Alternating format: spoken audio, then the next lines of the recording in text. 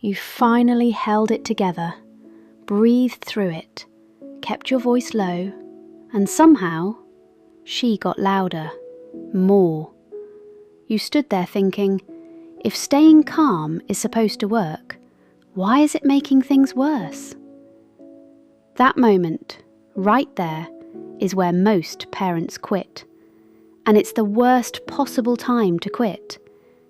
She'd been working on herself for months, reading, listening, practicing in the car on the way home, trying to get ready for whatever the afternoon would bring.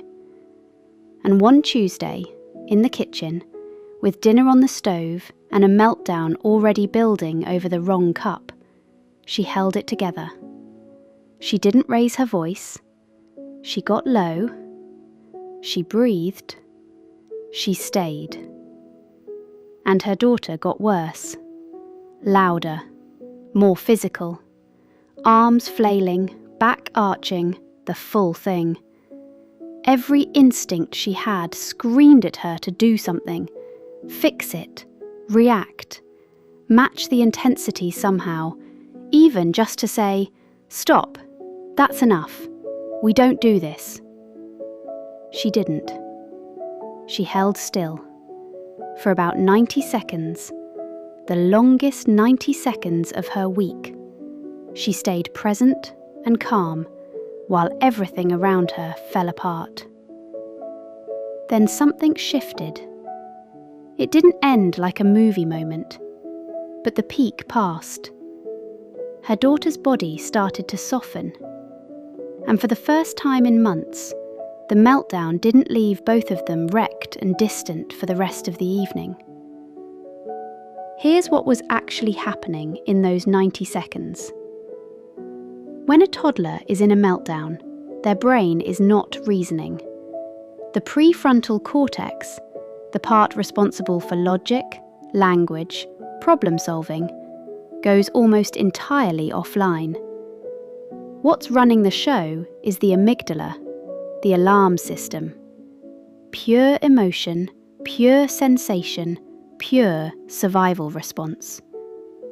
You cannot talk a toddler out of a meltdown because the part of their brain that processes words is not available. This isn't defiance. This isn't manipulation. This is neuroscience. What they need in that moment isn't instruction. It isn't consequences. It's a regulated nervous system nearby that theirs can borrow. This is co-regulation. And it's the foundation of everything. Toddlers are not born able to manage their own emotional states. That capacity develops slowly, over years, through thousands of repeated experiences of being dysregulated and then helped back to calm by a safe adult. Every time that happens, the brain builds a little more capacity, a little more circuitry, a little more trust that big feelings have an end. You are not just calming your child in the moment, you are building the architecture of their emotional brain. But here's where it gets complicated. When you've spent months or years reacting to meltdowns with your own stress response, your child's nervous system has calibrated to that. Their brain has learned, unconsciously, that a certain level of intensity produces a certain kind of response from you. Not because they planned it, not because they're manipulating you, because that's how nervous systems work. They find patterns and use them.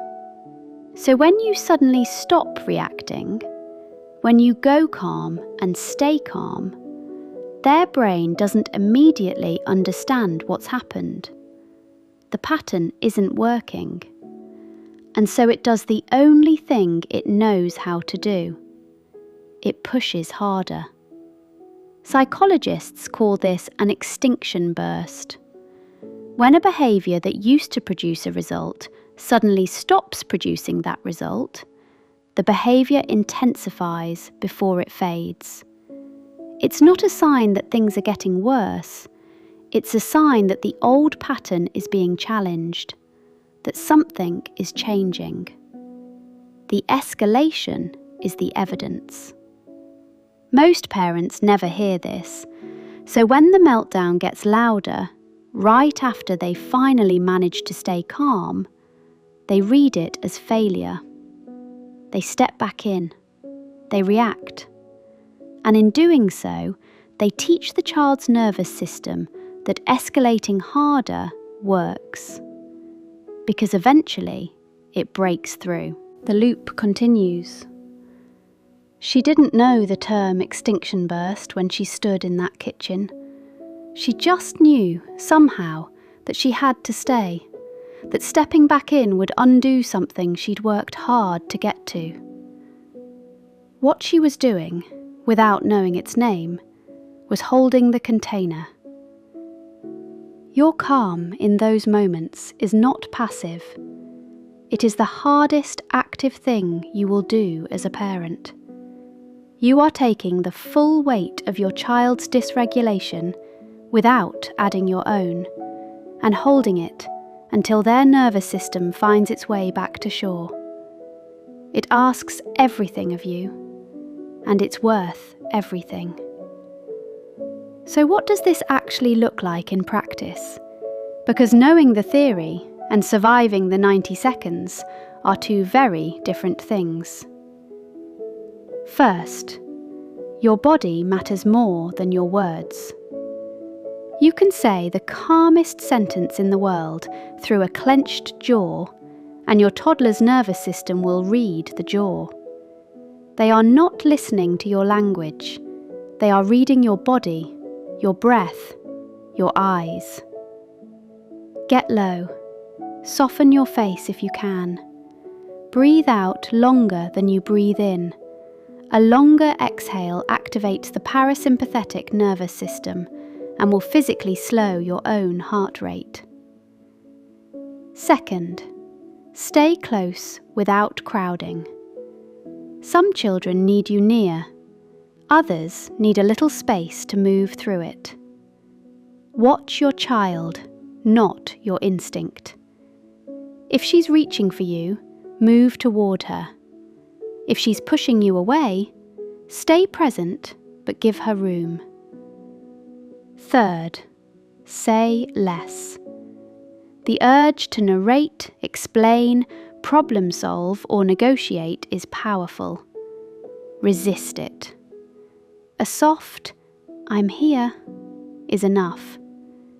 Anything more gives a brain something to push against, and right now, that brain is not her friend. Fourth, expect the escalation.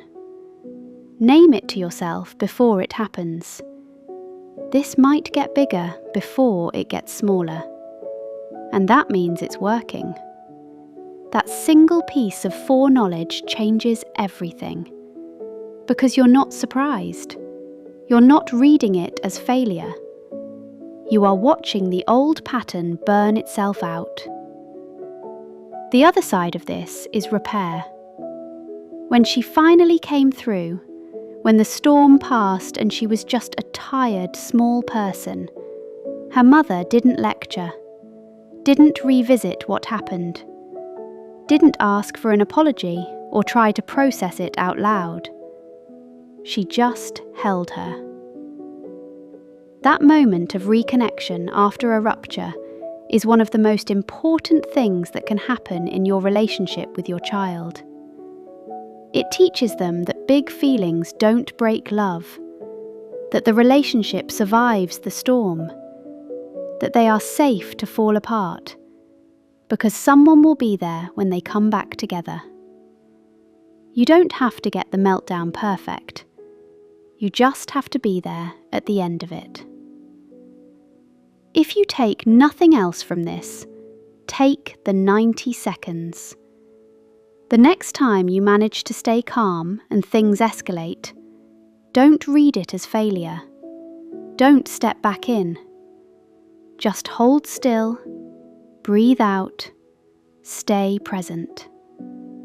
You are closer than you have ever been.